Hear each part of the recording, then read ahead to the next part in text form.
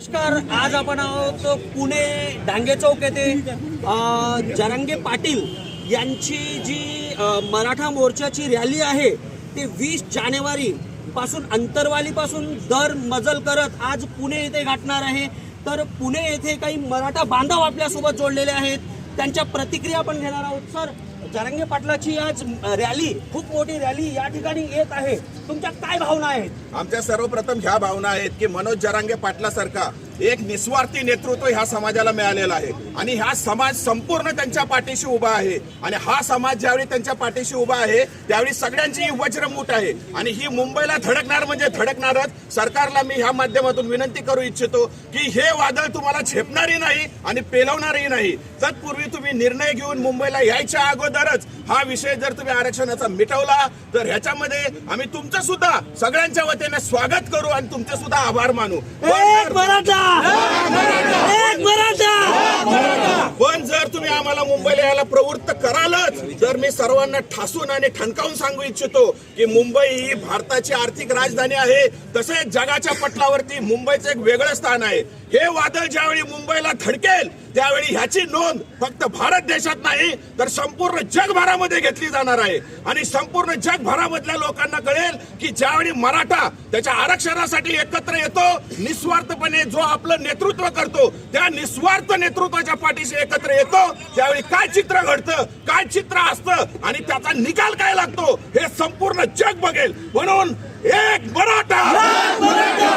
जर तुम्ही पाहिलं हे 4था दिवस आहे तर 70 ते 80 किलोमीटर पर्यंत रांगा लागतायत, पण जर हे वादळ जर मुंबईमध्ये गेलं तर या सगळ्यांचीच अडचण होणार नाही आणि मराठा समाजाचे जे मोर्चेकरी गेलेले आहेत त्यांची पण अडचण होईल असं तुम्हाला वाटत नाही? नाही, तुम्ही जर पहिल्यापासून ह्या मोर्चाची नोंद घेतली असेल तर म्हणून मी मगाशी म्हटलं की हा मोर्चा कुठल्याही नेत्यानं ऑर्गनाइज केलेला नाही आहे। हा मोर्चा प्रत्येक कार्यकर्ता स्वतःच्या खिशातला पैसा खर्च करून रस्त्यावरती प्रत्येक चौकात मोर्चामध्ये जे काही येणारे मराठी आहेत त्यांच्या स्वागतासाठी, किंबहुना त्यांना ज्या दररोजच्या गोष्टी आहेत, त्यांचं खाणं असेल, पिणं असेल, यवन शौचालय असेल, औषध पाणी असेल, प्रथमोपचार असेल, हे सर्व सकल मराठा बांधव आपल्या खिशातून खर्च करून अंतरवाली सराटी ते मुंबईपर्यंत पूर्ण साखळी आहे। त्याच्यामुळे ह्याच्यामध्ये कुठल्याही मराठी बांधवाला कुठल्याही प्रकारचा त्रास होणार नाही आणि संपूर्ण असं सुसज्ज पद्धतीने हे संपूर्ण नियोजन झालेलं आहे। सर, मुंबईला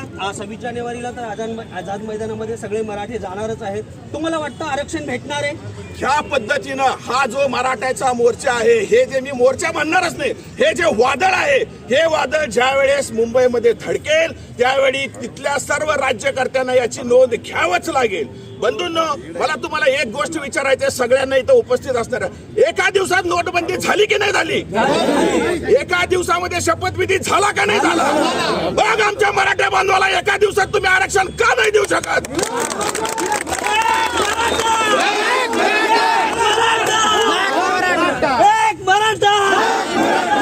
जर तुमच्या सोयीसाठी तुम्ही सगळ्या गोष्टी तुम्हाला पाहिजे तसं एका दिवसात घडवून आणताय तर ह्या माझ्या गोरगरीब बांधवांसाठी जे निस्वार्थपणे इथं रस्त्यावरती चाललेले आहेत आणि कुठल्याही प्रकारचा दंगा धोपा नाही, हिंसाचार नाही, संपूर्ण नियोजनबद्धरित्या असा मोर्चा चाललेला आहे, त्यांचा तुम्ही अंत का पाहताय? मला हा सर्व तुम्हाला सुद्धा प्रश्न विचारायचा आहे। राज्यकर्त्यांनी जर मनात ठरवलं तर त्यांच्या सोयीसाठी ज्या गोष्टी लागतात ते एका दिवसात करून घेतात, तिथला ठराव एका दिवसात पास होतो। बघ, ह्या माझ्या गोरगरीब मराठी बांधवांसाठी जो आरक्षणाचा लढा आहे तो 7 महिने का तात्काळ ठेवलेला आहे याचं सुद्धा उत्तर आम्ही त्यांच्याकडून घेणार आहोत। तर तुम्ही पाहिलं, हे मराठा समाजाची तळमळ लवकरात लवकर सरकारने लक्षात घेऊन लवकरात लवकर यांचा मार्ग मोकळा करावा असं यांचं म्हणणं आहे। सर्व मराठा